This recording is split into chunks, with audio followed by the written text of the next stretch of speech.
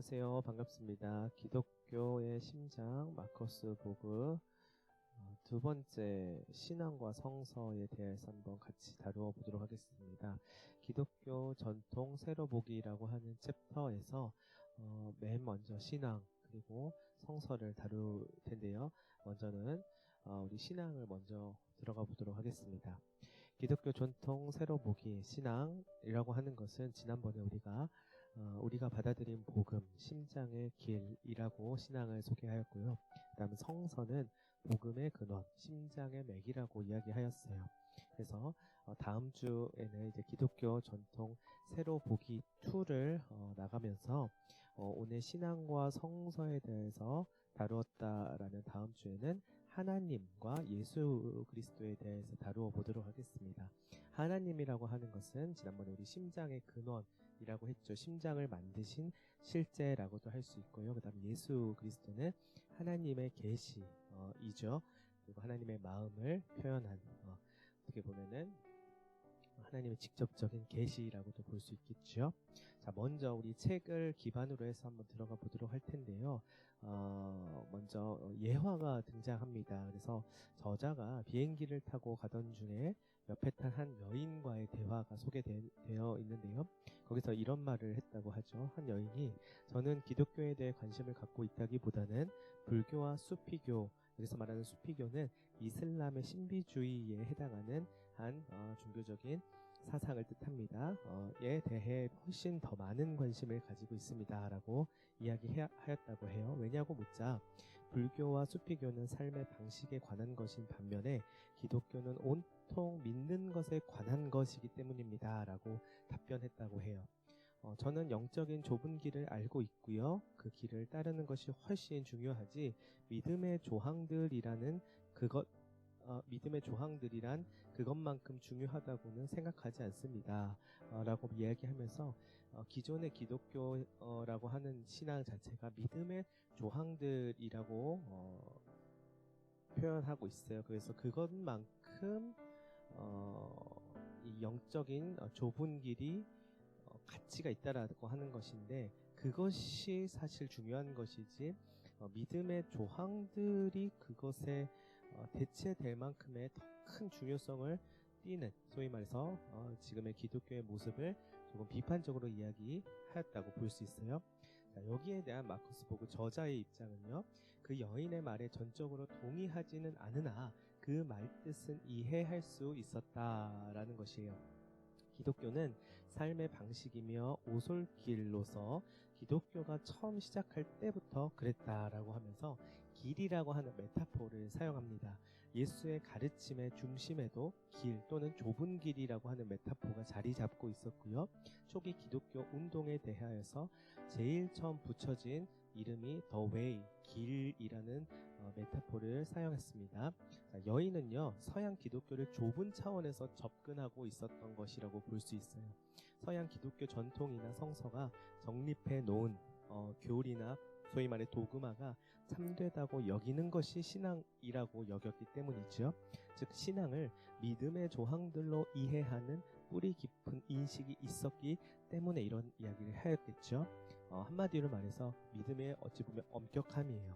어떤 교단이나 공동체나 나라에서는 이 믿음의 조항들이 좀 더 많고 강도가 세고 또 디테일한 경우들이 있습니다. 그렇다면 이런 질문을 할 수 있겠죠. 믿음은 조항들을 믿는 것인가? 너 믿는 사람이니? 너 믿는 가정이니? 너희 믿는 가정이니라고 말할 때 도대체 무엇을 어디까지 믿는다는 것인지 되짚어 봐야 한다는 것이에요. 자칫 잘못했다가는 기독교에 대하여서 믿는 것이며 신앙이란 믿음의 조항들에 관한 것이 되어버릴 수 있습니다. 이것은요 머리의 문제가 되어버린다는 것이에요. 근데 원래는요 신앙이란 머리의 문제가 아니라 가슴, 곧 심장의 문제였다는 것을 우리는 기억해야만 합니다. 자, 먼저 신앙에 대해서 한번 들어가 봅시다. 자, 키워드는요, belief가 아니라 faith라는 것이에요. 심장은 우리의 두뇌보다 깊으며 우리의 의식적인 자기, 셀프와 우리가 두뇌에 갖고 있는 생각들보다 깊습니다. 신앙은요, 자기의 이 깊은 차원에 관한 것이에요. 신앙은요, 심장의 길이지 두뇌의 길이 아니라는 것이에요. 신앙을 특정한 주장들을 믿는 것과 실질적으로 똑같은 것으로 간주하는 것은 신앙이라는 말을 몹시 메마르게 만드는 것이다 라고 표현하고 있습니다. 신앙은 믿음의 조항들로 간주하는 것은 신앙의 다른 의미들을 가리키는 것일 뿐만 아니라 신앙 자체의 의미를 왜곡시키는 것이란 말이에요. 기독교의 심장을 보기 위하여서는 신앙의 풍부한 의미를 회복할 필요가 있는데요. 그것이 회복되면 신앙에 대해 관계를 맺는 관점, 즉 릴레이셔널에서 이해할 수 있고요. 기독교를 길 또는 심장의 길로 이해할 수 있게 된다라고 주장하고 있습니다. 자, 심장의 중심성. 신앙은 기독교의 심장이라고 말할 수 있죠. 특히 신약성서에서는 신앙에 대하여서 결정적인 중요성을 부여하고 있는데요. 예수는요, 너의 신앙이 너를 낫게 하였다라고 말했어요. 우리가 흔히 알고 있는 너의 믿음이 너를 구원하였다, 너를 낫게 하였다라고 하는 것은 faith, 신앙을 말하는 것이에요. 너의 신앙이 너를 낫게 하였다라고 하였고요. 바울은 의롭게 되는 것, 즉 우리가 하나님과 올바른 관계를 맺게 되는 것이 신앙을 통한 은총에 의하여서 그렇게 되는 것이라고 하였다라고 이해할 수 있어요. 그리고 히브리서 기자는 신앙에 의하여서 자신들의 삶을 살아냈던 신앙의 영웅들을 칭찬하면서 우리 선조들은 신앙으로 살았기 때문에 인정을 받았습니다 라고 말한 후에 그 끝에 우리 신앙의 창시자요 완성자인 예수를 바라보자 라고 말하면서 절정에 이르렀다라고 말하죠. 우리가 흔히 알고 있는 히브리서 12장 2절에 있는 믿음의 주에 또 온전케 하신 이인 예수를 바라보자 라고 하는 말을 인용하고 있습니다. 자, 우리가 잘 알고 있는 이신칭이라고 하는 말 있죠. 신앙을 통하여서 은총에 의한 의롭다 칭함을 받는다라는 말. 우리 잘 알고 있잖아요. 그것은 바울이 강조하였던 표현인데요. 이것이 나중에 종교개혁의 핵심이 되죠. 우리가 행위가 아니라 신앙에 의하여서 구원받은 것이다 라는 말이에요. 에베소서 2장 8절부터 9절까지를 보면 이렇게 이야기합니다. 너희는 그 은혜에 의하여 믿음으로 말미암아 구원을 받았으니 이것은 너희에게서 난 것이 아니요 하나님의 선물이라. 행위에서 난 것이 아니니 이는 누구든지 자랑하지 못하게 함이라. 네, 아멘. 이렇게 이야기하는데요. 이처럼 신앙은 기독교인의 삶에서 극히 중심적인 자리를 차지하고 있는 것이에요. 그러나 신앙이란 무엇을 뜻하는가? 기독교 역사에서 신앙은 4가지 중요한 의미를 가지고 있다라고 말할 수 있는데요. 우리 4가지를 한번 자세하게 들여다보도록 하겠습니다. 신앙의 4가지 의미, 지금 책에서는 라틴어로 4가지 의미를 표현하고 있는데요. 그것은 영어 또는 다른 언어보다 고전적인 의미로서 조금 더 깊이 있게 이 라틴어 표기를 통해서 설명하고 있는 것이에요. 자, 먼저 동의로서의 신앙, faith as asensus, 두뇌. 자, 이 동의로서의 신앙은요, 두뇌로서의 문제를 다루고 있어요. 아센수스라는 말은 동의라고 하는 라틴어인데요. 영어로 assent라고 말하죠.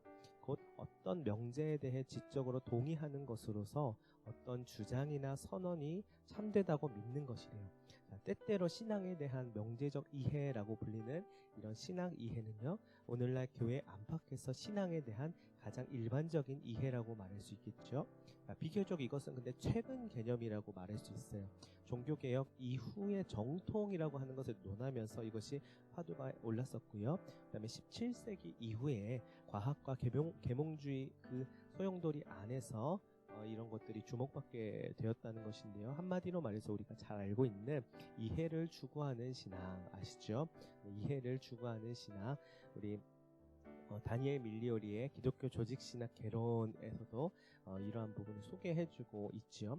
자, 이처럼 오늘날 많은 사람들에게 신앙을 동의로 이해하는 것이 일반적인 이해가 된 이유가 있는데 그것은 바로 기독교의 핵심적 주장들이 의문스러운 것들이 되었기 때문이래요. 오늘날에는 동의로서의 신앙은 많은 지적인 노력이 필요한 것이 되어버린 것인데요. 동의로서의 신앙을 반대하게 되면 의심이나 불신앙으로 이해되는 모습까지 보이게 되었죠. 그러나 기독교 신앙에는 핵심적인 고백들이 있습니다. 이 고백들에 대한 동의가 기초가 돼야 되겠지요. 기독교인이 된다는 것은 하나님의 실제를 고백하는 것입니다. 또는 기독교 신앙은 예수의 중심성을 고백하는 것입니다.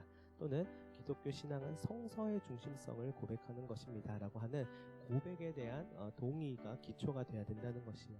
동의로서의 기독교 신앙은요, 이 모든 것을 깊이 있게 그러나 열린 자세로 고백하는 것을 의미해요.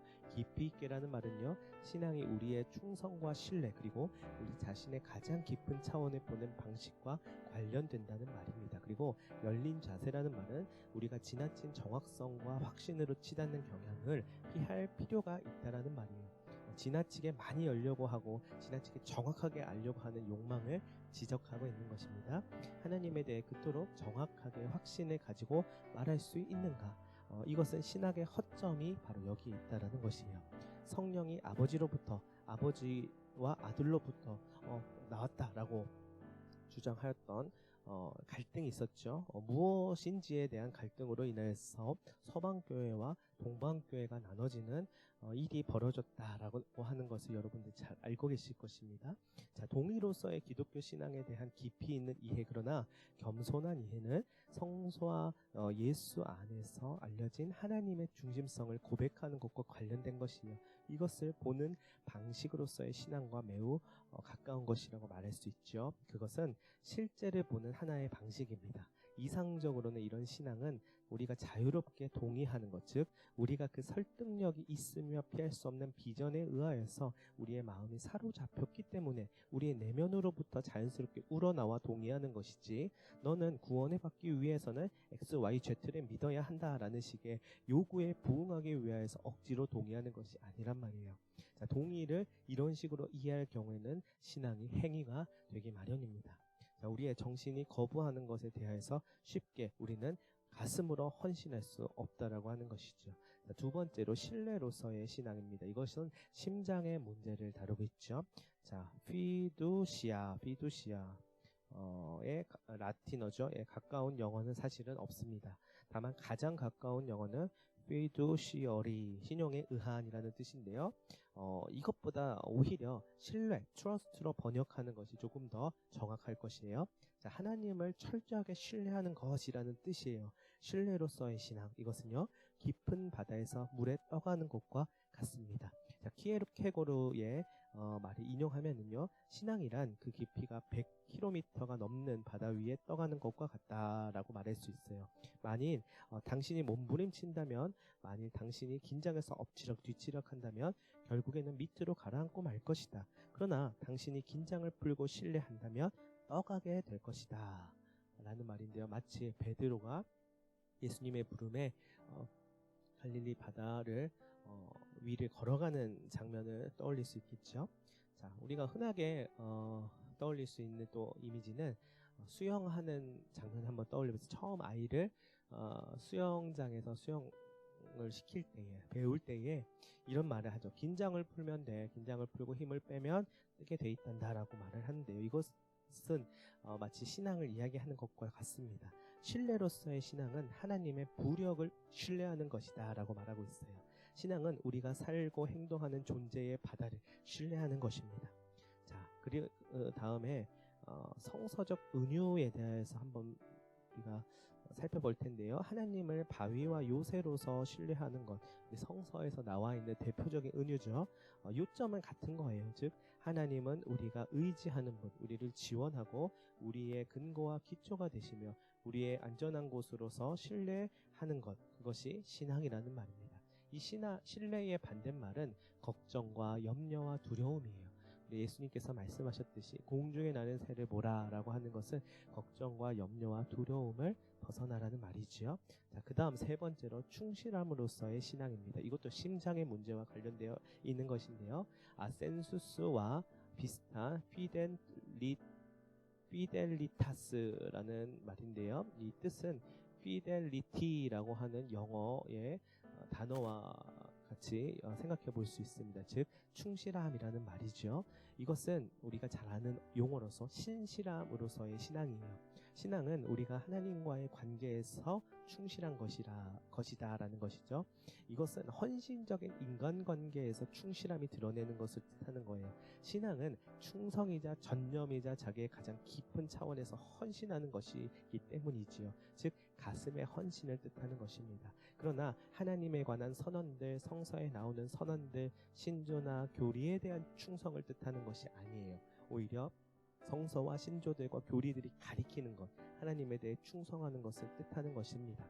충실함, 철저하게 하나님을 중심에 모시는 것이지요. 충실함의 반대말은 무엇이냐면 배신이에요. 성서적 은유로 표현하자면 간음이라고 말할 수 있는데요. 그것은 하나님에 대해 그리고 하나님과 맺은 계약에 대해 충실하지 않은 것을 가리키는 것이고요. 또 다른 말로는 우상숭배라는 말이 있습니다. 우리들 자신의 궁극적인 충성 혹은 헌신을 하나님 이외의 다른 것에 두지 말라는 말이죠. 우상숭배는 무한하시며 모든 형상들 너머에 계시는 거룩하신 분이 아니라 유한한 어떤 것을 중심에 모시는 것이에요. 우상숭배의 반대말로서 신앙은 하나님께 충성하는 것이며 우리에게 다가와 신처럼 행세하는 많은 것들에 충성하지 않는 것입니다. 기독교 신앙은 예수를 주님으로 모시고 그분께 충성하는 것이지 우리의 삶의 지배자처럼 행세하려는 유혹들, 곧 국가나 풍요나 성취나 가족이나 혹은 욕망에 충성하지 않는 것을 뜻한다는 거예요. 자, 성서의 핵심은 그래서 하나님 사랑과 이웃 사랑이라고 말할 수 있는데요. 하나님을 사랑하고 하나님께서 사랑하시는 자들을 사랑하는 것이란 말이죠.